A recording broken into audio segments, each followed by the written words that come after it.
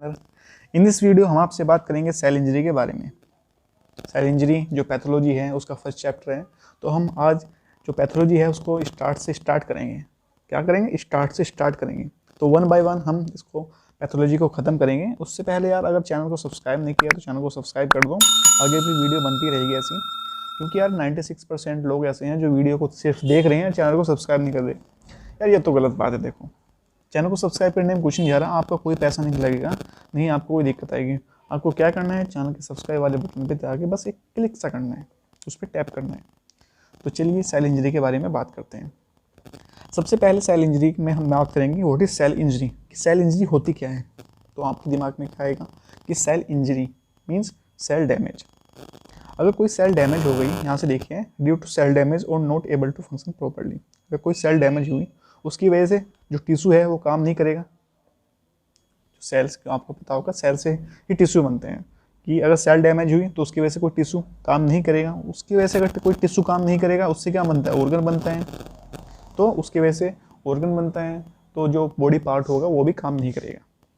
तो कोई भी इंजरी हुई है, कोई डिजीज हुई, उसकी वजह से टिश्यू अफेक्ट हुआ, उसकी वजह से जो सेल इंजर्ड हुई, तो उसको ही हम बोलते हैं सेल इंजरी। सेल इंजरी बोल सकते हैं, फिर सेल डैमेज बोल सकते हैं। अब बात आती है कि कौन कौन से कॉजेज हो सकते हैं जिसकी वजह से सेल इंजरी हो सकती है। सबसे पहले हो सकता है फिजिकल में भी टेम्परेचर अगर टू हाई हुआ तो उसकी वजह से बर्न इंजरी हो सकती है। अगर temperature less than 0 degree Celsius हुआ तो उसकी वजह से फ्रोस्ट बाइट हो सकती है। जो आपको जो पहाड़ी इलाके हैं या जो ज़्यादा ही जिनमें temperature less than 0 degree Celsius रहता है, तो वहाँ पे आपको देखने को मिलेगी। दूसरा क्या हो सकता है? Exposure to chemical. जो केमिकल होते हैं वो अलग अलग, जैसे फार्माकोलॉजी में आप पढ़ते हो ड्रग्स, क्योंकि कुछ ड्रग्स ऐसे होते हैं जिनसे सेल की इंजरी हो जाती है। और अगर आप एफएमटी की बात करें तो आप वहाँ क्या देखते हो? पॉइजन देखते हो। तो वो भी क्या करते हैं? सेल की इंजरी कर सकते हैं, सेल की इंजरी कर देते हैं।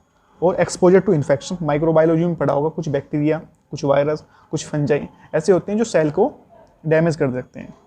तो एक्सपोजर टू इन्फेक्शन थर्ड कोज हो गया। लास्ट कोज है जेनेटिक फैक्टर। तो कुछ जेनेटिक फैक्टर ऐसे होते हैं, कुछ जेनेटिक डिजीज में ऐसे होते हैं जिसमें सेल डेथ हो जाती है। अब हम बात करेंगे हाइपोक्सिया के बारे में। बेसिकली हाइपोक्सिया हमको अच्छे से पढ़ना है इस लेक्चर में, इस वीडियो में। सबसे पहले हाइपोक्सिया, सबसे पहला क्वेश्चन जो आपसे पूछा जाता है, बार बार आता है कि most common cause of cell injury. तो आपको क्या बताना है? हाइपोक्सिया बताना है। हाइपोक्सिया मीन्स क्या होता है? हाइपो मीन्स क्या होता है? लेस, और ऑक्सिया मीन्स क्या होता है? ऑक्सीजन। इसका मतलब क्या है कि जो सेल है उसके पास ऑक्सीजन जितना उसको चाहिए, किसी सेल को अगर जितना ऑक्सीजन चाहिए इतना ऑक्सीजन उसको नहीं मिल पा रहा है, तो उस क्या हो जाएगी? सेल स्ट्रेस कंडीशन में चली जाएगी और उसके सेल की डेथ भी हो सकती है। तो उसी कंडीशन को हम बोलते हैं हाइपोक्सिया। तो हाइपोक्सिया को अच्छे से समझने के लिए पहले हमको ये समझना होगा कि नॉर्मल फिजियोलॉजी कंडीशन या नॉर्मल फिजियोलॉजी जो कंडीशन होती है उसमें हम कैसे, जो सेल है एक ऑक्सीजन को कैसे यूटिलाइज करती है। तो चलिए स्टार्ट करते हैं। आप इस डायग्राम को देखिए। इस डायग्राम में क्या है? यहाँ पे ऑक्सीजन जो एनवायरनमेंट से हम इनहेल करते हैं वो ट्रैकिया के थ्रू, हमारे लंग्स एल्वियोलाई के थ्रू यहाँ पे लंग्स में आ गई। लंग्स से फिर वो डिफ्यूज होकर ब्लड में जाती है। ठीक है, आपको पता होगा ब्लड के अंदर आरबीसी के अंदर क्या होता है? हीमोग्लोबिन पिगमेंट होता है। हीमोग्लोबिन क्या करता है? ऑक्सीजन को बाइंड करता है अपने साथ। जब ऑक्सीजन हीमोग्लोबिन के साथ बाइंड हो जाती है उसको हम बोलते हैं ऑक्सी हीमोग्लोबिन। फिर ऑक्सी हीमोग्लोबिन जो ये कंपाउंड बन गया, ये क्या सर्कुलेशन के थ्रू सेल के पास पहुंचता है और फिर सेल इसको अपने जो ईटीएस होते हैं, आपने पढ़ा होगा, उसको फिर उससे यूटिलाइज करती है।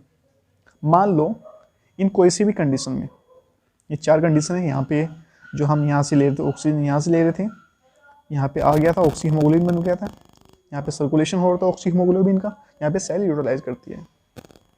मान लो किसी भी कंडीशन में कोई दिक्कत आ गई तो ऐसे ही तो हाइपोक्सिया हो जाएगा। तो अल्टीमेटली क्या करना है हमें? सेल के पास ऑक्सीजन पहुंचाना है। ठीक है, ऐसे ही तो जो they are 4 types of hypoxia के 4 टाइप होते हैं। उसको कैसे याद रख सकते हैं? With the help of mnemonic HASH has. H से क्या है? हाइपोक्सिया। ए से क्या है? Anaemic hypoxia. एच से क्या है? Stagnant hypoxia. और H से क्या है?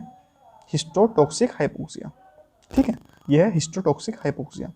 तो चलिए एक एक करके इनके बारे में हम बात करते हैं। सबसे पहले हम बात करेंगे हाइपोक्सिक हाइपोक्सिया के बारे में। हाइपोक्सिक हाइपोक्सिया में क्या होता है? मान लो इसके अंदर कुछ किस किस कंडीशन में हाइपोक्सिया होता है।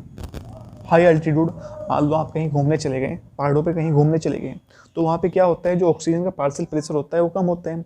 जब ऑक्सीजन का पार्शियल प्रेशर ही कम है तो हम जो इनहेल करेंगे ऑक्सीजन, या हम जो भी इंस्पिरेशन करेंगे उसके अंदर जो ऑक्सीजन का पार्शियल प्रेशर होगा वो कम होगा, तो अल्टीमेटली जो ऑक्सीजन की सप्लाई कम होगी। हाइपोक्सिया का मीन से क्या होता है, हाइपो मतलब लेस और ऑक्सीजन मीन्स ऑक्सीजन का अमाउंट कम। तो हाई एल्टीट्यूड में हमको ये देखने को मिलेगा। अब दूसरी कंडीशन आती है सीओपीडी। सीओपीडी का मतलब क्या होता है, क्रोनिक ऑब्स्ट्रक्टिव पल्मोनरी डिसऑर्डर या डिजीज। इसमें क्या होता है, मान लो जो भी एयरवेज है उसके अंदर कोई भी ऑब्स्ट्रक्शन हो गया। जब कोई भी ऑब्स्ट्रक्शन हो गया तो जो गैसेस का एक्सचेंज है वो प्रॉपर नहीं हो पाएगा। जब गैसेस का एक्सचेंज वो प्रॉपर नहीं हो पाएगा तो उसकी वजह से क्या होगा, जो एल्वियोलाई है उसके अंदर ऑक्सीजन का जो अमाउंट है वो कम हो जाएगा, और क्योंकि CO2 बाहर नहीं निकल पा रहा है। लेकिन जो एल्वियोलाई है या फिर उसके अंदर तो फिक्स फिक्स कैपेसिटी है गैसेस को स्टोर करने की, तो उसकी वजह से क्या होगा, less oxygen diffuse into the blood.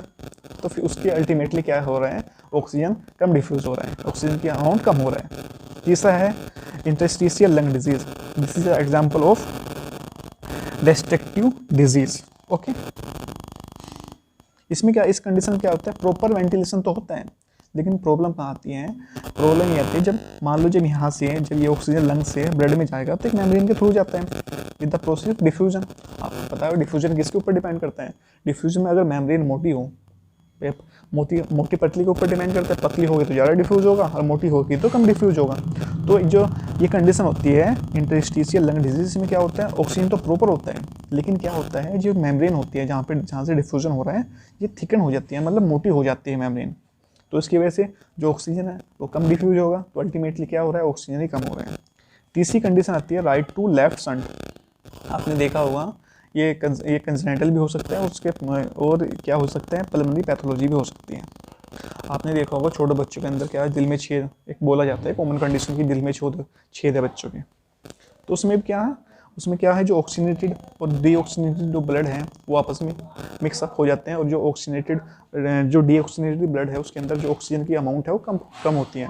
तो वो हमारे टिश्यू जो ऑर्गन के पास पहुँचता है तो उसको ऑक्सीजन की जो सप्लाई होती है वो कम मिलती है। ठीक है, तो ये 4 कंडीशन थी। हाइपोक्सिया में पहली थी हाई एल्टीट्यूड, दूसरी थी COPD, तीसरी थी ILD and the last one is right to left shunt.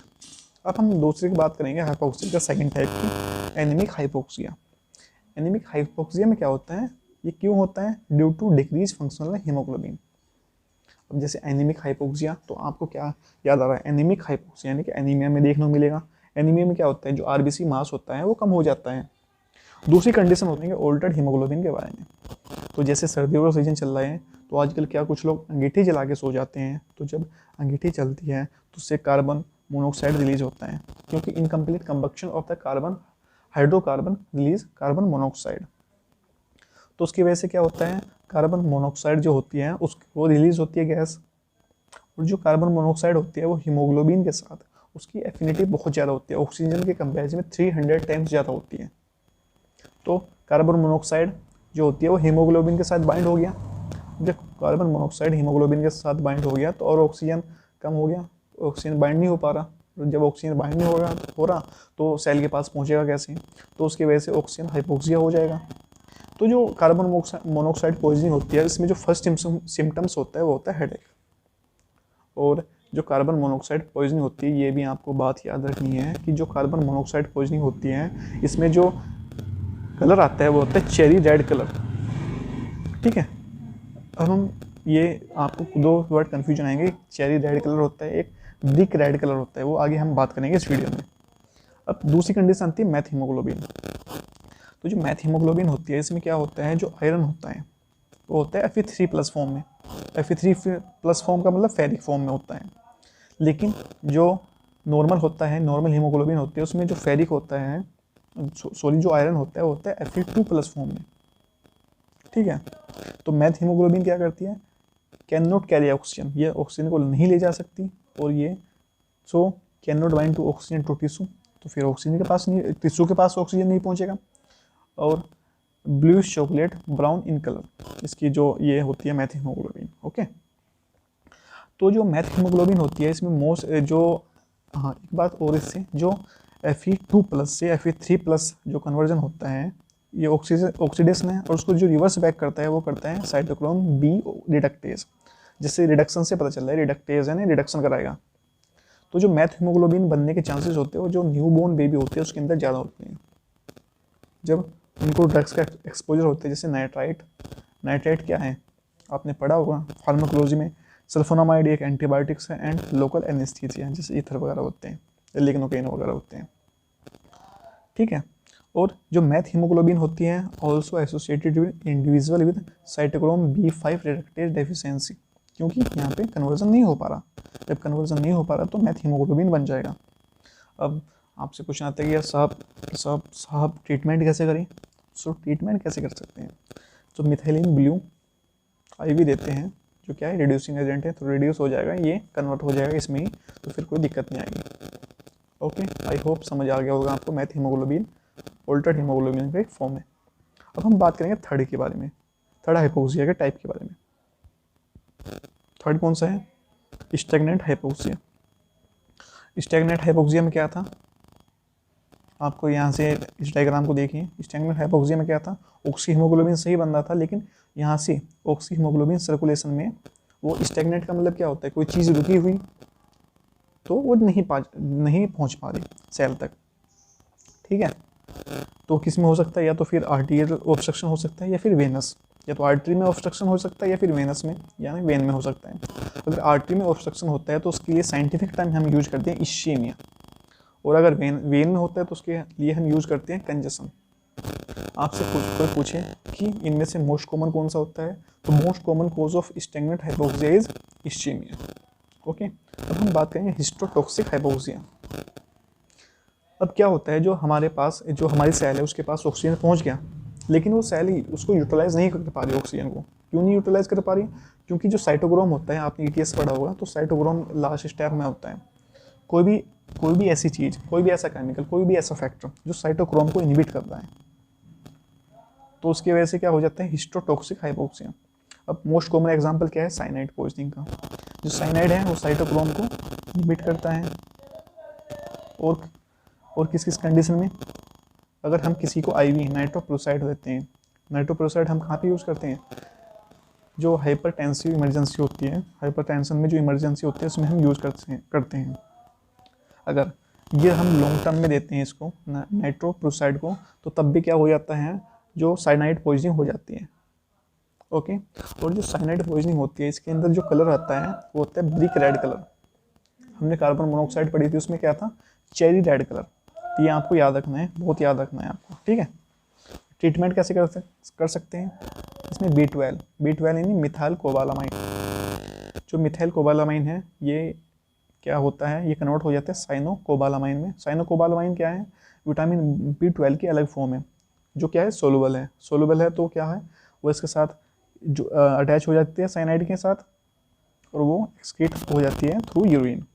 और क्या कर सकते हैं हम, amyl nitrate plus sodium thiosulphate दे सकते हैं।